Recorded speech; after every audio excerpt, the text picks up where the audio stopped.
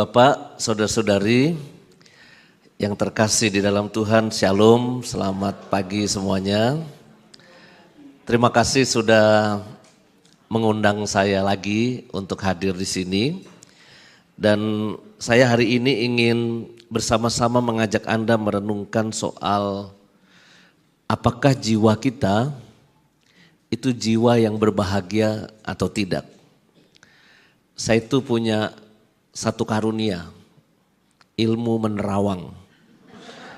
Orang itu lagi bahagia atau lagi stres. Suatu ketika ada pernikahan di gereja Maria Bunda Karmel, Jakarta, Tomang. Sepasang kekasih yang mau diberkati pernikahannya, tetapi bukan saya yang melakukan penyelidikan kanonik. Kalau pengantin itu kan sebelum nikah wajib ada penyelidikan kanonik. Ya. Kalau saya yang mengkanonik calon pengantin, aku biasanya agak detail. Detail sampai saya sangat yakin bahwa mereka ini memang boleh nikah secara hukum, tidak ada halangan apapun, dan memang mereka itu mantep, bahagia masuk dalam pernikahan. Selama 22 tahun aku jadi romo, sudah sukses membatalkan 6 calon pengantin. Yang ketahuan bahwa mereka sebetulnya nggak pengen nikah. Ya. Misalnya nikah hanya karena untuk bayar utang maminya. Jadi sebetulnya dia punya pacar, tetapi karena maminya punya utang, maka lalu dia putusin pacarnya, lalu dia nikah sama anak orang kaya itu. Sedangkan dia gak kenal sama sekali dan gak cinta sama sekali. Ya tetap punya anak, bisa berhubungan badan malam itu, hamil, punya anak, tetap. Tapi sebetulnya ya itu kena halangan pernikahan. Mengapa? Karena dalam pernikahan kan biasanya ditanya 3 kalimat. Apakah Anda ingin melangsungkan pernikahan ini dengan tulus dan bebas hati? Nah, harus dijawab yes I do. Maka ketika yes I do-nya itu diucapkan dengan palsu, maka janji pernikahannya juga palsu. Jadi maka perkawinannya itu dinyatakan batal, anulasi. Maka menurut saya kita bisa melihat sejauh mana kita bahagia atau tidak itu dalam berbagai peristiwa. Nah, yang pernikahan di gereja MBK tadi, Maria Bunda Karmel, ini si calon istrinya gembira, dari raut wajahnya itu happy. Tapi si cowoknya itu mecucu. Mungkin kalau di film Doraemon itu tokohnya Suneo dan siapa satu lagi tuh, Giant ya. Yang kayaknya bawaannya marah-marah mulu, kayaknya nggak ada kata-kata yang lembut baik dari mulut mereka. Ya. Lalu saya melihat gelagat nggak baik, kok ini kayaknya pengantin pria kok unhappy ya, sedangkan pengantin wanitanya oke. Maka saya setelah pernikahan langsung saya kasih catatan di lembar penyelidikan kanonik yang dibuat oleh Romo siapa, tapi saya sebagai imam peneguh pernikahan boleh membuat catatan. Saya kok merasa pengantin pria kurang bahagia memasuki pernikahan ini. Sepertinya ada sesuatu yang disembunyikan. Itu catatan saya.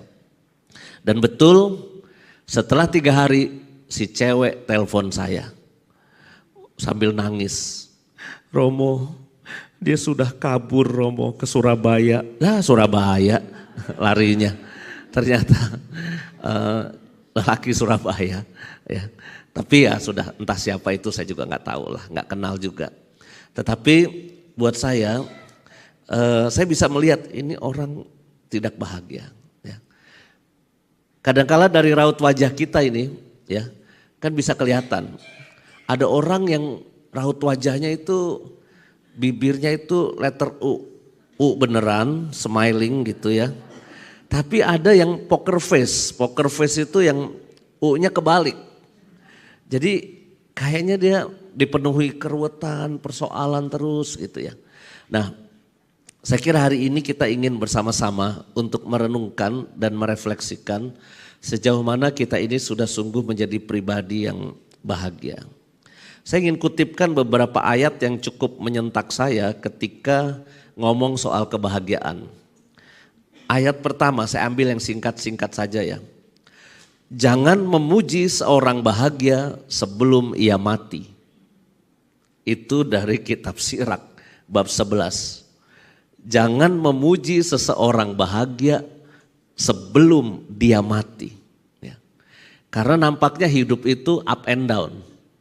Kadang bahagia, kadang stres, kadang dapat rejeki, kadang terlibat pinjol, ya, pinjaman online. Sekarang pinjaman online di Indonesia ngeri sebetulnya. Ya.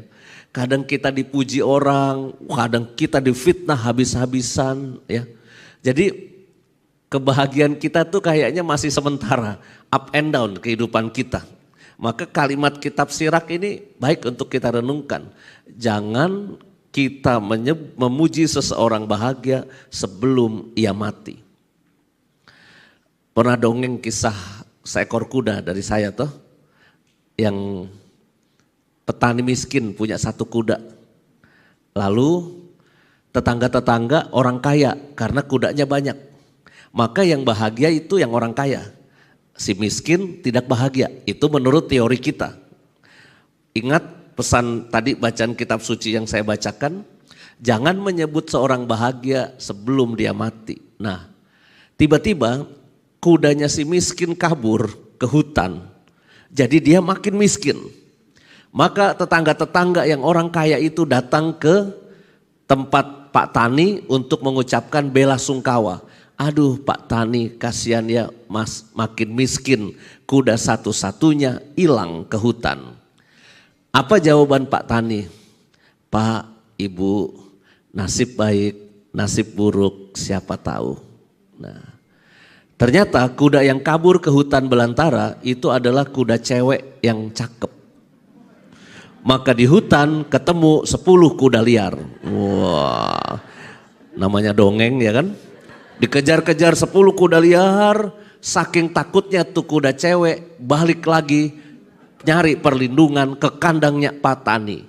Pak Tani ngelihat ada 11 kuda masuk, dia segera tutup kandang dia sekarang jadi orang kaya punya 11 kuda. Tetangga-tetangga datang lagi ingin mengucapkan profisiat. Aduh Pak Tani selamat ya, sekarang Pak Tani jadi orang kaya punya 11 kuda. Pak Tani tidak sombong, dia tidak berkata iya sekarang aku sudah sukses gitu enggak. Dia punya kalimat yang tetap konsisten. Bu, Pak, nasib baik, nasib buruk siapa yang tahu. Anaknya yang kecil, anak lelakinya ngelihat bapaknya punya kuda baru, dia pengen tunggangin tuh kuda. Menjinakkan kuda liar itu. Dia naik kuda, terus akhirnya pelanting, beletak, kakinya patah, jatuh dia. Tetangga-tetangga besuk lagi, aduh Pak Tani sedih ya anaknya kakinya patah. Pak Tani tetap menjawab, nasib baik, nasib buruk siapa yang tahu. Tentara kerajaan datang, pengumuman. Anak-anak lelaki yang sehat wajib militer perang melawan kerajaan tetangga, yang sakit tidak usah. Maka anaknya Pak Tani lolos dari wajib militer, sedangkan anak tetangga diangkut dan mungkin ada bahaya mati. Maka tetangga-tetangga nangis ketemu Pak Tani. Aduh Pak Tani seneng ya, anaknya tetap di rumah, anak kami diangkut untuk perang. Pak Tani tetap menjawab, nasib baik, nasib buruk siapa yang tahu. Ibu bapak, aku bisa cerita sampai jam 3 siang tentang nasib baik, nasib buruk, nasib baik, nasib buruk. Itulah hidup kita. Ya. Kalau kita lihat kerutan-kerutan di wajah kita, mungkin karena itu faktor umur ya, kita bisa berkerut-kerut. Tetapi kata orang ini juga buah dari perjalanan hidup kita yang kita pasti pernah melewati jatuh bangunnya kehidupan. Maka tidak ada orang yang 100% bahagia dalam hidupnya, nggak ada. Tapi tidak juga ada orang yang merana, menderita 100% dalam hidupnya. Cuma kitab Sirach ini memberi nasihat, nanti matinya kita bagaimana, itulah yang menentukan kualitas hidup kita. Ya. Ibu saya baru meninggal 30 hari yang lalu. Ya. Saya tahu betul bagaimana perjuangan ibu bapak saya, nggak punya duit buat makan besok, itu saya tahu betul. Karena seumur hidup saya itu dulu ya setelah jadi romo aja saya minum susu sebetulnya. Ya, di pastoran ada susu di meja makan pastoran. Tapi sejak kecil itu minumnya air tajin ya. Zaman dulu kan air tajin ya. Dari beras itu ya. Dan nasi garam itu menjadi makanan rutin ya. Kalau Bapak jualan kacang hijau di Rumah Sakit Umum Tangerang laku dagangannya, maka bapak saya pulang itu dagunya naik, nengteng kantong kresek. Isinya apa? Sate ayam 25 tusuk untuk 5 anak. Tapi kalau dagangannya tidak laku, maka bapak saya jalannya nunduk, lalu gulung koran pos kota. Zaman dulu ada koran pos kota ya. Itu digulung-gulung lalu jalannya nunduk, sedih karena tidak bisa membawakan anak-anaknya makanan enak. Jadi saya ngerti betul bagaimana bapak ibu saya berjuang. Kontrak sana, kontrak sini ya.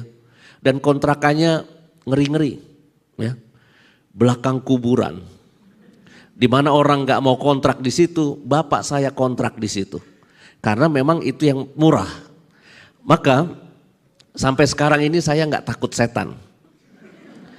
Kenapa? Karena ya sejak kecil pulang malam sendirian itu biasa ya. Saya nggak takut setan. Ya. Diusir karena nunggak kontrakan. Kontrakannya di mana? Di dalam komplek Rumah Sakit Kusta Sintanala Tangerang. Jadi tempat kontrakannya aneh-aneh. Di mana orang nggak mau deket-deket penyakit kusta. Bapak ibu saya malah kontrak rumah bertetangga dengan orang kusta. Yang cukur rambut saya ini orang kusta waktu saya kecil. Jadi kepala saya kan tangannya keriting begini ya. Ya, Mas Parji namanya tukang cukur saya, sekarang udah sakit, kemarin minggu lalu masih saya kunjungin, kurus kering, tapi dia seneng sekali ketika saya kunjungin ke rumahnya. Romo Yus yang sering masuk YouTube datang ke rumah penderita kusta. Dia seneng sekali gitu. Lalu kontrakan terakhir itu di atas sungai yang kotor. Di belakang airport Soekarno-Hatta itu ada sungai yang kotor pada zaman itu. Saya itu mandi nggak pernah di kamar mandi zaman saya kecil ya. Mandinya ya di sungai itu. Maka kalau saya wajahnya agak butek-butek dikit ya. Ya itu sebetulnya karena masa kecilnya ya mandinya begitu gitu. Jadi ibu saya kalau udah sore jam 5 itu tinggal teriak. 1, 2, hitungan ketiga harus sudah nyebur di sungai. Kalau enggak disabetin, itu gaya pendidikan orang tua zaman dulu. Kan orang tua zaman dulu kan berhak menyiksa anak. Orang tua zaman sekarang, Anda ngomel dengan keras saja ya. Itu katanya dikenai pasal verbal abuse loh. Jadi ada sekolah yang menuntut orang tua karena verbal abuse kepada anaknya. Lah orang tua kan bisa nyaut, anak-anak gue yang kasih makan saya mau disabetin, mau diomelin itu suka-suka orang tua. Mungkin gaya pendidikan zaman dulu ya begitu. Nah tapi itulah perjuangan ibu saya sakit sedemikian rupa. Keluar masuk rumah sakit bisa sebulan sekali. Ya. Kadang-kala kesepian karena anak cucunya sibuk kesana kemari. Tapi saya kira pada hari-hari terakhir nih Ibu Cun paling sering datang ke kamar ibu saya ya. Ngajarin macam-macam. Karena kadang-kala kalau udah saya bilangin susah, saya harus pakai orang lain. Nah Ibu Cun ini kan kata-katanya mulutnya bernas ya, penuh kuasa dan penuh kebijaksanaan sebagai orang tua juga. Bu, udah jangan ngomelin pembantu terus ya. Pembantu zaman sekarang main handphone itu biasa. Karena ibu saya suka uring-uringan kalau ngelihat pembantunya habis beresin rumah, dia duduk pegang handphone. Diomelin karena dianggap main handphone ya. Zaman sudah berubah ya. Tapi pada akhirnya menurut saya ya oke sakit meninggalnya, tetapi saya kira ibu saya ya meninggal dari dunia ini dengan bahagia. Karena yang mimpin misa aja sekali misa itu bisa 20 romo ya, Bucun banyak ya. 20 uskup ikut mimpin misa. Coba kalau Anda nanti meninggal, cari romo aja susah loh. Satu aja susah nyari romo. Ini ibu saya meninggal itu 3 hari berturut-turut, romonya 20, 15, 20, 15. Ya. Artinya ya karena anaknya romo ya. Maka buat saya hari kebahagiaan kita itu nanti dibuktikan pada akhir hidup kita. Jangan selalu kita berpikir bahwa yang sekarang kita hadapi ini selamanya. Kalau lagi stres, Anda jangan berpikir stres Anda selamanya. Ya. Kalau lagi bahagia juga belum tentu kebahagiaan kita selamanya. Nah, ada ayat lain. Muka yang berseri-seri merupakan tanda hati bahagia. Muka yang berseri-seri merupakan tanda hati bahagia. Dulu ada seorang ustadz terkenal. Dulu ya, sekarang udah gak terlalu terkenal. Namanya A.A. Gim. Ya. Zaman itu, waduh saya juga ngefans tuh. Dengerin manajemen kolbunya dia, saya dengerin, kasetnya saya beli gitu ya. Itu dia banyak fansnya tuh, ibu-ibu ngefans sama dia. Yang jemaah-jemaahnya tuh banyak sekali. Waktu istrinya masih satu. Teh siapa waktu itu ya, istri Teh Rini, Teh Nini ya. Teh Celup, Teh Tehan. Tapi ketika dia mulai punya istri kedua, Teh Desi atau Teh siapa namanya itu ya. Itu langsung fansnya bubar ya. Lalu mulai sekarang politik dan sebagainya. Tapi dulu ketika beliau lagi bagus-bagus ya, saya dengerin khotbahnya yang bagus yang masih saya ingat sampai sekarang. Apa yang keluar dari raut wajah dan mulut kita ini sebetulnya adalah cerminan apa yang ada di dalam hati kita. Lalu dia memperumpamakan mulut kita ini kayak teko, wajah kita ini kayak teko sebetulnya. Ya, apa yang keluar dari mulut teko itu tergantung isi tekonya apa. Kalau isi tekonya itu kopi pahit yang hitam warnanya, maka ketika dikeluarkan keluarnya juga pahit dan hitam. Tapi kalau dalam teko itu isinya air bening yang dingin ya, ketika kita keluarkan maka lalu yang keluar adalah sesuatu yang adem dan dingin. Maka saudara-saudari jangan terlalu banyak ngomel-ngomel, mencucu, nyinyir. Ya, kan ada orang yang punya hobi ngomongnya itu jelek ya. Sehingga lalu kita tahu langsung, oh dia hatinya sedang susah, hatinya sedang hitam pekat. Maka lalu yang keluar itu ya yang pahit-pahit seperti itu. Maka wajah yang berseri merupakan tanda hati bahagia. Tapi kita juga nggak bisa menjadi manusia yang pura-pura bahagia. Nggak bisa. Saya itu selalu curiga sama orang yang mulutnya terlalu manis. Aduh Romo Yus cakep banget ya. Khotbahnya bagus sekali. Aduh saya dengerin khotbahnya Romo Yus nggak bosen-bosen deh pokoknya. Makin dia puji-puji saya, makin saya menyingkir jauh ya. Kenapa? Kalau terlalu manis tuh tanda-tanda apa ya, dibuat-buat lalu ujung-ujungnya palsu sebetulnya. Ya, jadi wajar saja, tapi buat saya wajah yang berseri itu ya mudah-mudahan itu keluar otentik dari batin kita ya. Ini penting untuk kita renungkan. Berikutnya, hidup bahagia hanya berlangsung sejumlah hari terbatas, sedangkan nama yang baik tinggal untuk selama-lamanya. Hari bahagia itu terbatas ya. Anda menang lotre, wah terbatas hari bahagianya.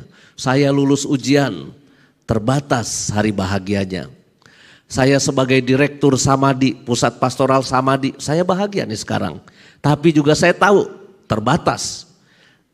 Bisa pindah bulan Agustus besok, saya tutup opera komedi selesai. Ya, saya ganti pindah ke tempat tugas yang lain. Jadi hari bahagia itu pun bisa terbatas sebetulnya.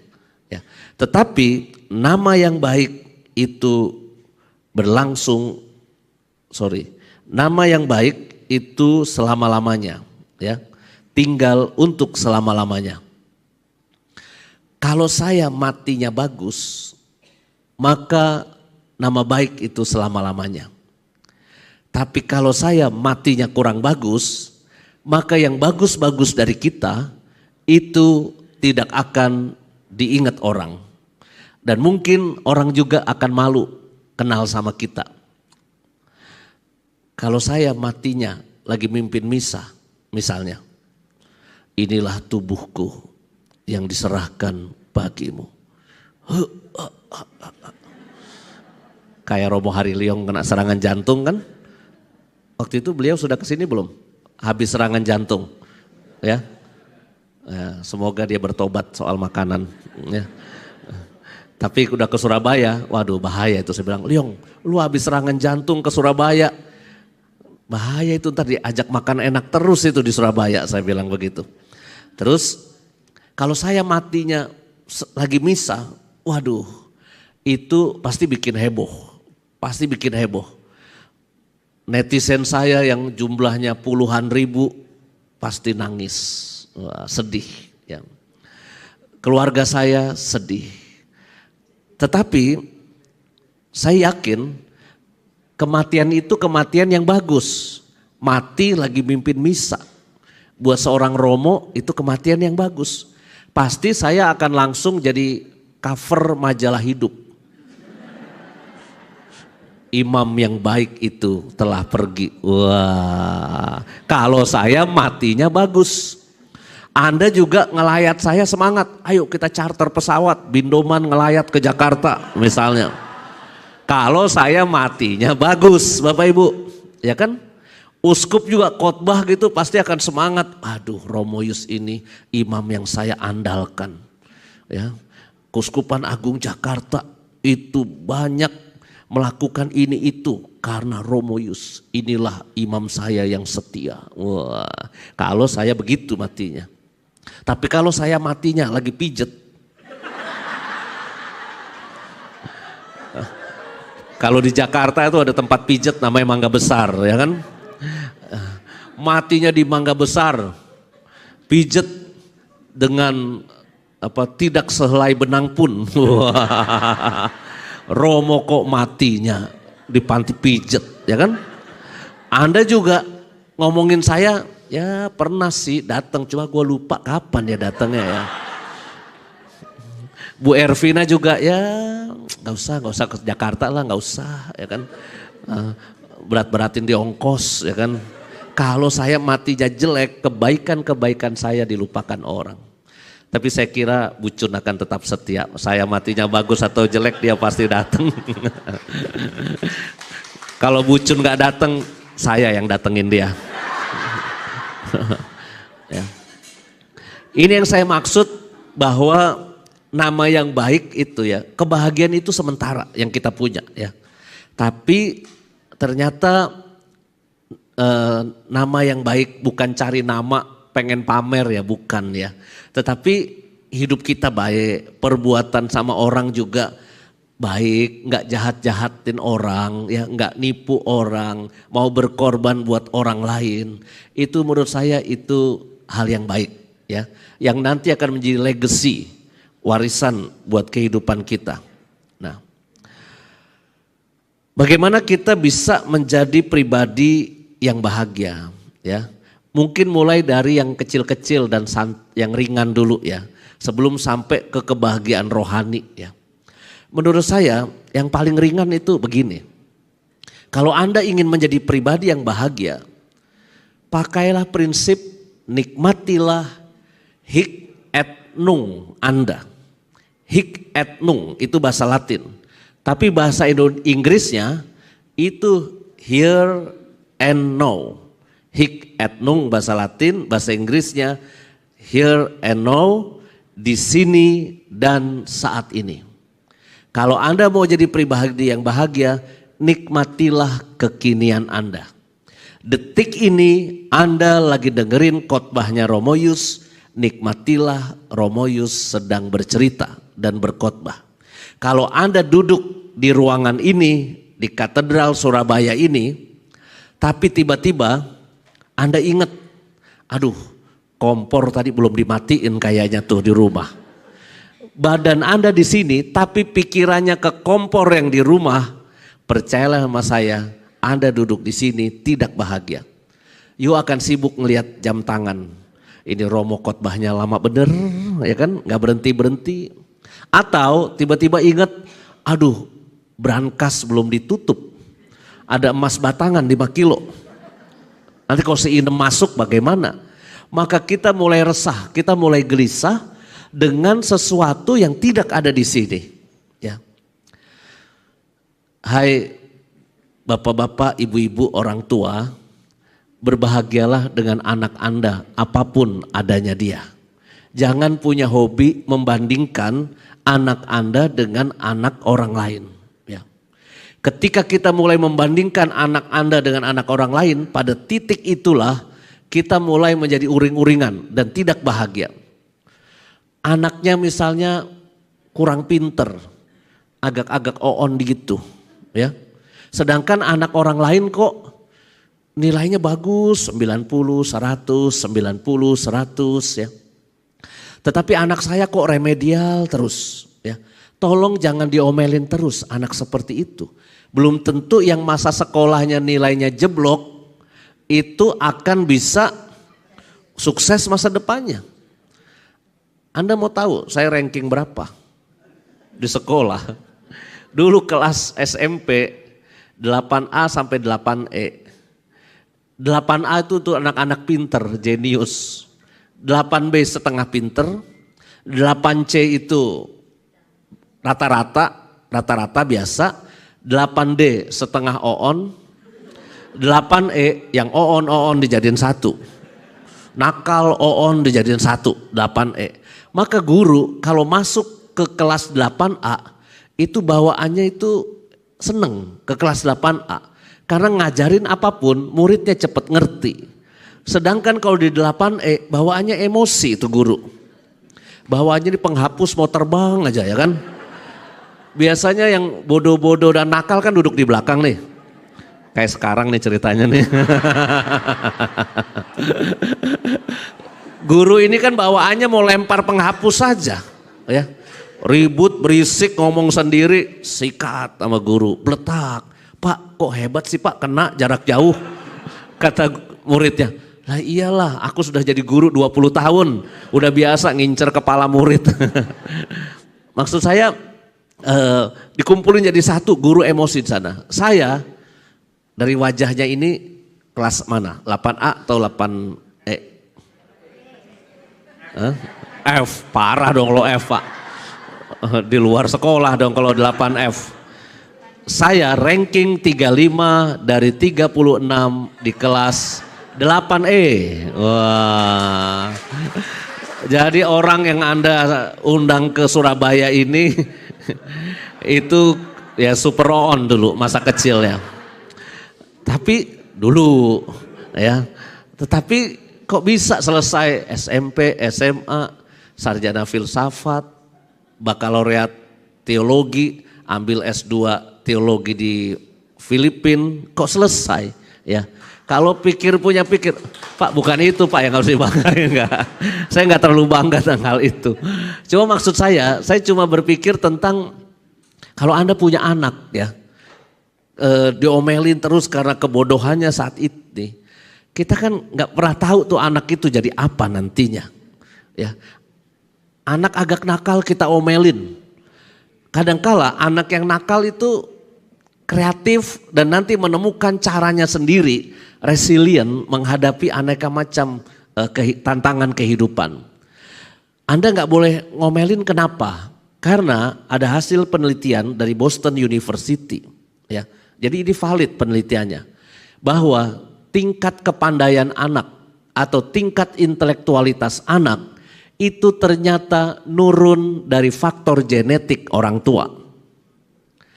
Jadi kalau saya suka terima curhat anak-anak sekolah ya, yang diomelin terus sama orang tuanya, lalu saya hibur mereka, tenang ya. Kalau kamu diomelin papa mama karena kamu nilai kamu jelek, kamu tanya dulu sama papa mama.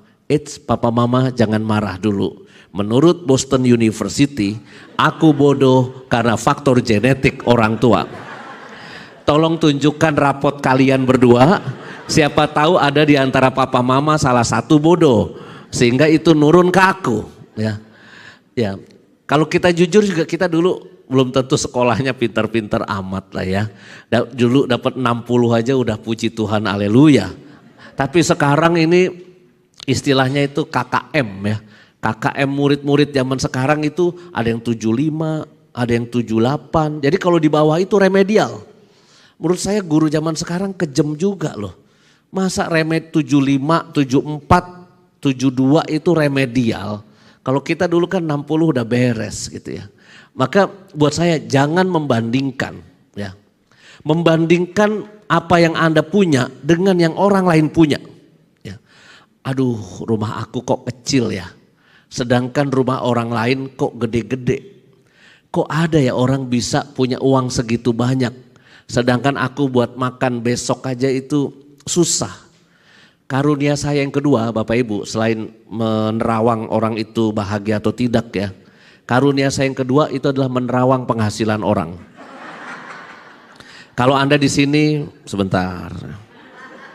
Oh, Anda penghasilannya 20 koma. Ya. Tanggal 20 udah koma maksud saya. Maka kalau kita ngelihat kok aku naik kendaraan umum terus sedangkan orang lain bisa punya mobil banyak. Ya. Kita akan tidak bahagia ketika kita membandingkan apa yang kita punya. Kok suami orang lain kalau ulang tahun bisa ngasih istrinya hadiah berlian, tas Louis Vuitton, Hermes atau apapun lah ya merek-merek yang kayak istrinya Rafael Alun punya itu ya. Itu kan mahal-mahal ya kan. Kok ada orang bisa punya koleksi tas mahal-mahal sedemikian rupa. Sedangkan aku ini tas kresek. Ya. Kalaupun bukan tas kresek kayak tas KW lah ya. Tas KW gitu. Ketika kita mulai sibuk membandingkan, percayalah pada titik itu mulai tidak bahagia. Suami-suami, kalau you mulai membandingkan istri Anda dengan orang lain, aduh udah mulai tidak bahagia. Dulu istri yang Anda nikahi itu bentuknya push. Tapi setelah sekian puluh tahun nikah sama Anda, kok makin abstrak gitu ya. Itu karena kebanyakan nemenin makan Anda malam-malam. Sehingga lalu dianya gemuk ya. Ketika mulai membandingkan dengan sekretaris Anda, wah Anda mulai kurang bahagia. Maka saya kira kunci dari kebahagiaan itu adalah stop untuk membanding-bandingkan. Kalau mau membandingkan, lebih baik kita nengok ke bawah. Kalau kita nengok ke bawah, hati akan bersyukur bahwa kita dikaruniai apa yang kita punya ya. Tetapi setelah bersyukur, you akan nolong berbuat kasih. Ya. Kalau orang nengoknya ke atas terus, dia akan merasa jadi orang miskin terus. Tapi ketika dia nengok ke bawah, oh ada orang yang lebih susah daripada aku. Saya baru nonton di Kick Andy beberapa hari yang lalu ya. Itu ada lelaki ya, bapak-bapak, dia jualan apa gitu ya. Orang miskin juga gitu. Ya, lalu dia ngelihat ada nenek-nenek itu ngemis. Nenek-nenek itu ngemis. Terus ditanyain rumahnya di mana. Dia anterin ke kampung itu. Ini siapa kok ada nenek-nenek berumur 84 tahun. Ini kok ngemis terlunta-lunta di pinggir jalan seperti ini. Ini keluarganya yang mana? Jadi mas-mas ini mencoba mengembalikan nenek ini kembali ke keluarganya. Lalu dijelaskan oleh Pak RT, nenek itu sebatang kara, tidak punya anak, tidak punya keluarga. Maka lalu dia terlunta-lunta di pinggir jalan seperti itu. Lalu akhirnya nenek itu dibawa ke rumah keluarga mereka.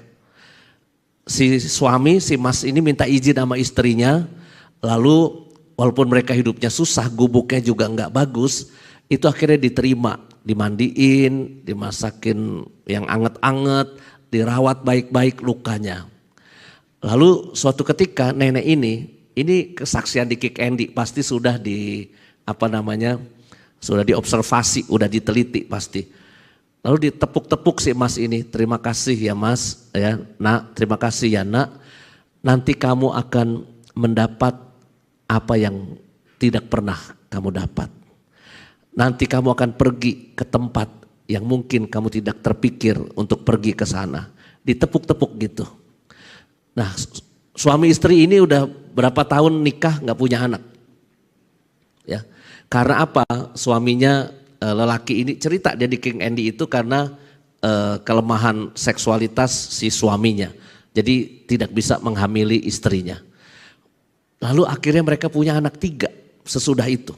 Lalu omanya meninggal, jadi nenek itu meninggal, lalu akhirnya mereka punya anak 3, lalu jualan mereka, akhirnya kenalan sama siapa, jualan apa gitu ya, makin maju, dia bisa berangkat umroh, naik haji, pergi jauh, dan itu dialami. Bayangkan ketika kalau kita hidup itu selalu nengok ke atas, tidak nengok ke bawah, ada orang yang jauh lebih susah daripada kita. Mungkin si mas dan istrinya itu tidak akan nolong si nenek tua itu. Dan mungkin juga ya dia tidak ditepuk-tepuk oleh nenek itu. Suatu hari nanti kamu akan mendapat apa yang tidak bisa kamu dapat. Itu kan kalimatnya sangat spesifik ya. Bukan pesan yang biasa, kalau yang biasa basa-basi kan terima kasih ya, semoga kamu dibalas oleh Tuhan kebaikannya. Itu kan umum. Tapi ini kalimatnya itu spesifik, kamu akan mendapat apa yang tidak kamu dapat dan kamu akan pergi ke tempat yang kamu tidak bisa pergi. Nah, saudara-saudari, bukan kita hanya mau berharap pahala dari Tuhan, bukan. Kalau kita berbuat baik jangan juga pakai prinsip do ut des. Do ut des itu bahasa Latin. Aku memberi supaya kamu memberi. Itu do ut des. Ya. Jadi sama Tuhan kita bisa jadi begitu. Aku berbuat baik, ya, aku rajin doa, aku rajin nyumbang donasi supaya berkatnya nanti balik ke aku berlipat kali lipat. Saya pernah kebaktian di sebuah ekumene kantor ya, Natalan. Wah, setelah kan kalau gaya ekumene itu kolektenya kan maju ya, jadi kantongnya taruh depan satu persatu maju. Nah, jadi yang nggak kolekte kan malu kalau nggak maju ya kan, jadi mereka maju satu persatu. Terus habis itu ada doa persembahan yang mimpin bapak-bapak. Doa persembahannya itu begini isinya, saya masih ingat sekali. Dia bilang begini, ya Bapak yang penuh kasih, kami sudah memberikan sebagian kecil dari yang kami terima dalam hidup ini. Balaslah ya Tuhan berlipat, berlipat dan berlipat kali lipat. Saya dengerin itu sambil jidat saya mengkerit gitu. Kok doanya bener gak ya kayak gitu doanya? Saya mikir gitu. Kan dia sudah ngaku, aku telah memberikan sebagian kecil yang telah engkau berikan kepadaku. Ngaku kan sebagian kecil. Ya. Tapi ketika kita minta sama Tuhan, balaslah berlipat dan berlipat, berlipat kali lipat. Suatu hari ada simposium tentang bagaimana agama-agama itu mengatur keuangan. Nah, setiap agama hadir. Yang pertama maju itu agama Islam, ya. Assalamualaikum warahmatullahi wabarakatuh, kata Pak Kiai, Pak Ustadz itu. Di dalam Islam setiap jemaah itu harus menyumbangkan 2,5% penghasilannya untuk zakat. Wah, itulah peraturan agama kami. Wah, tepuk tangan. Jadi dalam Islam ada 2,5%. Setelah itu yang maju adalah gereja Protestan, Pak Pendeta. Shalom, wah, shalom. Di dalam Protestan lebih tinggi, bukan 2,5% lagi, tapi persepuluhan, 10% harus diberikan untuk gereja, untuk Tuhan. Padahal untuk dapur pendetanya juga bisa, ya kan? Ya. Nah, jadi merasa lebih tinggi nih 10%. Habis itu yang presentasi gereja Katolik, Romo. Damai sejahtera buat Anda semua. Di dalam gereja Katolik soal keuangan agak complicated. Umat kolekte sukarela, ya, seikhlasnya. Setelah itu akan diatur sekian puluh persen dikirim ke keuskupan untuk dana solidaritas antar gereja. Lalu sisanya dikelola oleh paroki, 20% kalau di Jakarta ini ya, 20% untuk dana sosial orang miskin. Jadi gereja harus punya dana sosial untuk membantu orang miskin. 5% untuk kas anak muda, ya. Lalu sisanya baru untuk kegiatan-kegiatan gereja. Tidak ada sepeser pun untuk imam, untuk romo. Wah, jadi dijelaskan begitu di Katolik. Wah, tepuk tangan juga. Yang terakhir agama Yahudi maju ke depan. Ingin sombong juga, ya. Kalian agama-agama di dunia itu suka hitung-hitungan dengan Tuhan. Islam 2,5%, Protestan 10%, Katolik ngaku 40% buat keuskupan dan 20% buat orang miskin. Di dalam agama Yahudi segala-galanya itu untuk Tuhan. Wah, prinsipnya. Terus ditanya, bagaimana caranya segala-galanya untuk Tuhan? Oh, gampang sekali. Berapapun uang yang kami dapat, kami taruh di sebuah tempat, lalu kami berdoa dan mengucap syukur. Setelah itu kami lempar ke atas. Tuhan, semuanya untuk Engkau. Yang jatuh ke bawah untuk kami. Itu orang Yahudi. Lihai, kan? Ngakunya aja untuk Tuhan, ujung-ujungnya buat sendiri sebetulnya. Nah, maksud saya Bapak Ibu, kita hidup ini ya nggak mungkin semua orang jadi orang kaya, nggak mungkin, ya. Dunia ini kayaknya memang sudah diatur, disetting sedemikian rupa oleh Tuhan. Dulu ada film Bruce Almighty beberapa tahun yang lalu, ya. Bruce itu minta sama Tuhan karena dia punya keahlian, kesaktian apalah waktu dalam film itu. Dia minta sama Tuhan supaya semua orang jadi orang kaya. Apa yang terjadi? Duit turun dari langit, dikabulkan oleh Tuhan, ya. Duit turun dari langit, dolar jatuh. Wah, semua orang pada berebut duit. Wah, ngambil berapapun bisa. Singkat kata semua jadi orang kaya. Apa yang terjadi? Tidak ada yang buang sampah, tidak ada yang jualan daging, tidak ada yang jualan sayur, tidak ada yang jaga pom bensin. Dunianya macet ketika semua orang jadi orang kaya. Jadi menurut saya nggak ada teori dunia ini harus jadi orang kaya semua, nggak ada teori itu. Tapi yang dikaruniai lebih harus bersolidaritas kepada yang kurang. Sedangkan yang kurang kita harus tetap bersyukur bahwa kita bukan orang paling miskin sedunia, ya. Kita bukan orang paling susah sedunia. Jadi menurut saya bersyukur itu penting, ya. Nah, berikutnya yang mau saya ungkap hari ini adalah tentang doa sebetulnya. Bagaimana kita menjadi pribadi yang bahagia itu terkait dengan doa kita. Bapak Uskup Ignatius Kardinal Suharyo itu pernah pesen sama saya dan tim, ya. Tolong bikinin sebuah pengajaran tentang liturgi yang transformatif. Liturgi yang transformatif. Loh, kenapa Bapak Uskup kok pengen tema itu?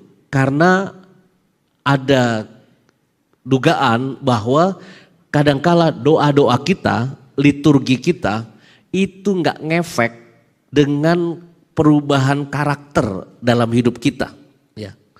Kita di gereja, di ruang ibadah begini bisa nyanyi-nyanyi sampai angkat tangan kan, sampai mermelek sedikit tadi saya lihat ya, tim pujian, ku mau cinta Yesus selamanya. Wah, merdu dan kayaknya dihayati sekali ya. Tetapi ketika kita sudah di luar gereja, di luar rumah ibadah, apa yang kelihatan rohani di ruang doa ini itu bertolak belakang. Ya, bertolak belakang. Ini yang waktu saya kuliah disebut ateisme praktis. Kita bukan ateis karena di dalam KTP kita ada tulisan agamanya Katolik. Kita percaya Tuhan, ya. Tetapi kenapa disebut ada gejala fenomena ateisme praktis? Karena kelakuan kita, perbuatan kita sama orang di luar sana itu bertentangan dengan apa yang diajarkan Tuhan di rumah ibadah. Ya. Tuhan mengajarkan kita saling mengampuni, berdamai dengan orang lain. Janganlah engkau melangsungkan ibadahmu kalau engkau masih teringat, masih punya perkara dengan saudaramu, tinggalkanlah dulu mezbahmu dan berdamailah dulu dengan dia. Kenapa? Di situ Tuhan menuntut apa yang kita lakukan dalam doa kita itu sebetulnya berefek dengan kehidupan kita.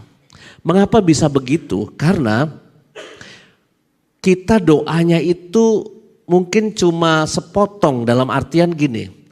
Kita memahami doa itu kesempatan buat kita menyampaikan kesusahan-kesusahan hidup kita, memohon kepada Tuhan supaya hidup kesusahan-kesusahanku ini dipulihkan oleh Tuhan.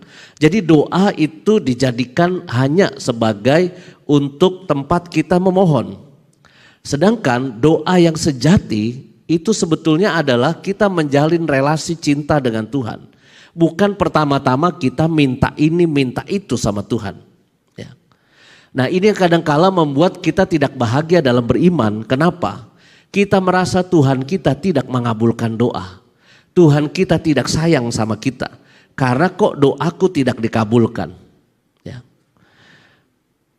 Bisa begitu kenapa? Karena ukuran dari kita itu dicintai oleh Tuhan, ini kadangkala kita memakai ukuran materialistis. Jadi ada yang disebut sekarang ini paham teologi kemakmuran. Teologi kemakmuran itu adalah Tuhan mencintai kita, buktinya adalah kita sehat, kita rezekinya bagus, kita punya banyak teman yang sayang sama kita, itu namanya Tuhan mencintai kita. Itu teologi kemakmuran. Sebaliknya kalau kita sakit, kita sedang susah, kita sedang berhadapan dengan aneka macam persoalan, kita merasa Tuhan tidak sayang sama kita. Suatu ketika ada bom di gereja Santa Ana Durensawit di Klender. Saya tinggal di situ, tahun 2000 bom itu ya. Lalu ada orang pengen ke gereja, dia nyegat bajai. Mas, ke gereja. Oh silahkan, kata tukang bajai itu. Tapi tukang bajai ini sotoy, sok tahu. Dia bawa ibu yang mau naik bajai ini bukan ke gereja Durensawit yang kena bom itu, tapi dia bawa ke gereja Rawamangun, ke arah sana. Jadi di tengah-tengah sih dia, kalau ke Durensawit ke kiri, Rawamangun ke kanan, jarak mirip ya.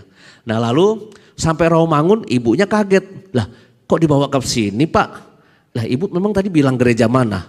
Kan ibu gak bilang gereja mana, kan saya taunya cuma gereja Rawamangun. Udahlah Bu ikut sini aja, sama-sama kebaktiannya Katolik tuh kata dia, malah diajarin. Akhirnya ibu itu jam 9 ikut misa di gereja Rawamangun. Pas jam 9 pagi misa di gereja Santa Ana, ada bom. Lalu dalam sharing lingkungan, 2 minggu kemudian ada pertemuan lingkungan, saya datang, ibu ini kesaksian. Romo, saya merasa Tuhan sayang sekali sama saya, Romo. Dia sampai terharu sekali. Loh kenapa ibu? Harusnya saya kayaknya kena bom, Romo, di gereja Duren Sawit.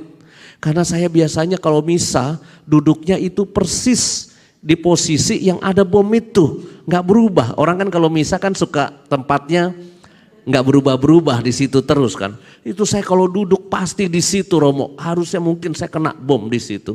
Saya merasa Tuhan Yesus sangat sayang sama saya, Romo. Romo, jangan-jangan Tuhan Yesus nyamar jadi sopir bajai, Romo. Dia bilang begitu. Bu, kesaksiannya jangan sampai didengerin korban ya, saya bilang. Karena kalau kesimpulannya itu Tuhan Yesus nyamar jadi sopir bajai buat nolongin ibu, berarti Tuhan Yesus gak sayang sama yang di sono karena lagi sibuk narik bajai ke Rawamangun, saya bilang. Yuk gak boleh konklusinya kayak gitu. Tuhan lebih sayang sama yang sakit terus sembuh, dapat mukjizat, daripada mungkin papa mama orang tua kita yang sakit lalu meninggal dunia. Ya. Maka buat saya kriteria Tuhan sayang sama kita dalam ini terkait sama doa kita sih ya. Kita bisa minta ini, minta itu ya sama Tuhan. Tapi kan yang dikabulkan kan belum tentu persis dengan apa yang kita minta. Bisa terjadi mukjizat betulan. Kalau Anda ngikutin kesaksian di channel YouTube-nya Samadi, itu ada sepasang suami istri ikut ziarah kami ke Medan, HHO Medan. Itu dokter, suaminya dokter, istrinya bukan ya. Tapi suatu ketika istrinya ini jatuh, tulang rusuknya patah 11. Dia sudah bayar ikut HHO Medan, ziarah HHO Medan, tapi tiba-tiba istrinya itu jatuh, tulang rusuknya patah 11 dan itu sudah dikonfirmasi pakai ronsen dan juga CT scan sampai dicek ulang lah pokoknya. Karena yang cerita dokter jadi objektif ya.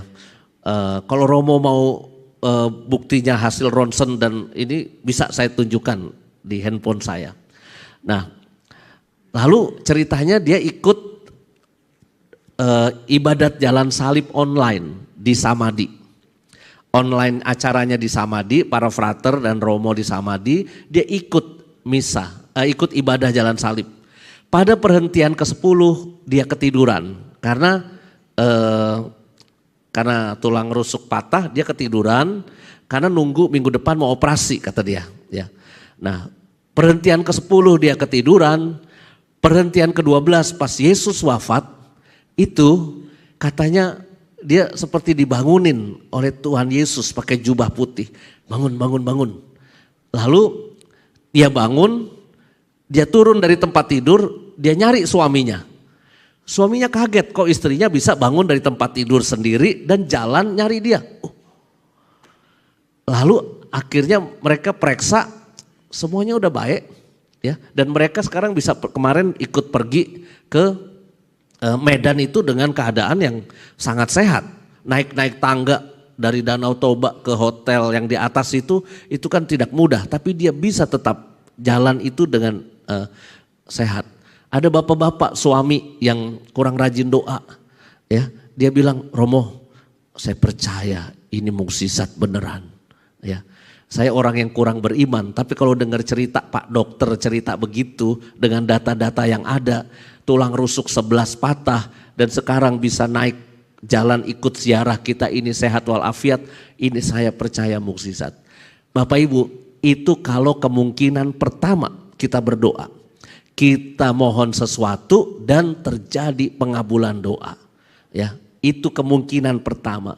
Kemungkinan kedua, mungkin kita disuruh sabar. Disuruh sabar. Waktunya Tuhan beda sama waktunya kita. Seorang cewek Katolik umur 30 berdoa. Tuhan, saya sudah umur 30 Tuhan. Wajah tidak jelek-jelek amat. Tetapi sampai sekarang nggak ada yang mau sama saya Tuhan. Kenapa saya nggak punya pacar Tuhan sampai sekarang? Tolong Tuhan berilah aku jodoh yang seiman. Wah, nggak bakalan tuh mukjizat Tuhan terjadinya begini.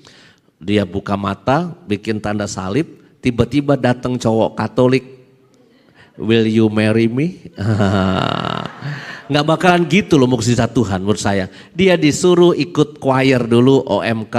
Dia disuruh ikut acara anak muda, kenalan, bersahabat, pacaran dengan baik. 4 tahun kemudian nikah pada umur 34 atau 35 tahun. Oh, ini pengabulan doa Tuhan 5 tahun yang lalu. Jadi kayaknya kalau kita memohon rahmat dan berkat dari Tuhan, itu mungkin ada waktu yang harus kita jalani, sabar ya. Tapi ada kemungkinan ketiga yang Anda harus siap. Dan ini menentukan sikap batin kita dalam beriman. Mungkin Tuhan berkata, I have something better in my mind. Aku punya sesuatu yang lain yang lebih baik dalam rencanaku. Ya. Mintanya sehat tapi meninggal dunia. Ketika ibu saya nggak sadar itu di ICU, dokter bilang, Romo harus merawat ibu stroke agak panjang. Ya. Oh siap dok. Maka langsung saya siapkan kamar ibu saya bersihkan, saya perlebar, kamar mandinya juga saya rapiin supaya kalau ibu mandi, ibu dibersihin itu kamar mandinya lebih enak. Saya langsung suruh tukang bangunan beresin kamarnya ibu saya. Tapi besoknya ibu saya pendarahan terus. Seperti orang menstruasi tapi lewat belakang ya. Dan itu hitam pekat. Waduh, dokter bingung. Lalu dokter menawarkan hasil kolonoskopi. Kemungkinan pertama itu operasi usus dipotong. Tapi kata dokter, janganlah Romo. Itu sama juga mempercepat kematian di meja operasi. Itu kata dokter. Pilihan kedua ada obat yang masukkan ke infus. 1 kali suntikin ke infus harganya 20 juta. Kalau keluarga bersedia dan mampu, mari kita coba. Itu kemungkinan kedua. Kemungkinan ketiga itu adalah obat-obatan biasa yang kita punya sekarang di rumah sakit. Tambah transfusi dan sebagainya karena pendarahan terus. Tapi kalau itu enggak berefek, kita hentikan obat-obatan. Yang penting ibu ditungguin oleh keluarga, bisa bersama keluarga terus. Paliatif jadi cara keempat. Saya sepakat maka kakak adik saya, cara pertama kita coret, gak usah operasi. Yang kedua, mari kita kejar, kita usahakan obat itu, ya, semampu kita. Ya. Lalu berhasil 2 kali kita suntikin, ya, tapi ternyata pendarahan lagi, lalu akhirnya meninggal dunia. Tapi waktu itu saya udah siapin, sambil saya nyiapin kamar ibu saya, malam-malam, itu saya bikin buku misa requiem untuk ibu saya. Padahal ibu saya belum meninggal. Meninggalnya 5 minggu kemudian. Ya, tapi saya sudah bikin buku misa requiem kematian ibu saya. Satu sisi saya menyiapkan kamar supaya ibu saya nanti kalau dirawat itu bisa lebih nyaman. Satu sisi saya juga menyiapkan kalau ibu saya nggak kuat meninggal dunia, saya sudah siap. Tinggal send ke percetakan yang saya kenal, langsung siang pasti jadi. Maka kalau saya berdoa ibu bapak, kasus dalam keadaan sakitnya ibu saya mohon ibu saya sembuh pasti. Apapun kita lakukan. Tetapi bagi saya harus menyiapkan juga kalau Tuhan punya rencana yang berbeda dengan apa yang saya minta. Maka ketika ibu saya meninggal dunia, ya sudah, dalam hati saya ikhlas, ibu udah jauh lebih bahagia, udah banyak berjasa buat hidupan kami anak-anaknya, dan terima kasih Tuhan untuk itu semua. Jadi bagi saya ya, doa itu juga menentukan kebahagiaan iman kita.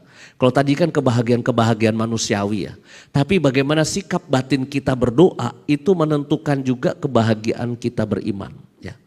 Karena ketenangan kita, keyakinan kita tergantung sikap batin kita ketika kita berhadapan dengan kebutuhan-kebutuhan manusiawi kita dan kita mohon sama Tuhan. Maka itulah yang mau kita terus perdalam. Kita punya kebahagiaan manusiawi. Saya harap Anda juga secara manusiawi bahagia, ya. Punya rezeki yang cukup, sehat, ya, relasi baik-baik semua, entah dengan keluarga, dengan teman-teman, itu kebahagiaan, ya. Tetapi juga Anda harus punya kebahagiaan iman. Apapun yang Tuhan kasih dalam kehidupan ini, kita jangan pergi dari Tuhan. Kita tetap berpegang pada Dia, karena Dialah nanti dan sekarang ini satu-satunya juru selamat kita. Tuhan memberkati saudara sekalian.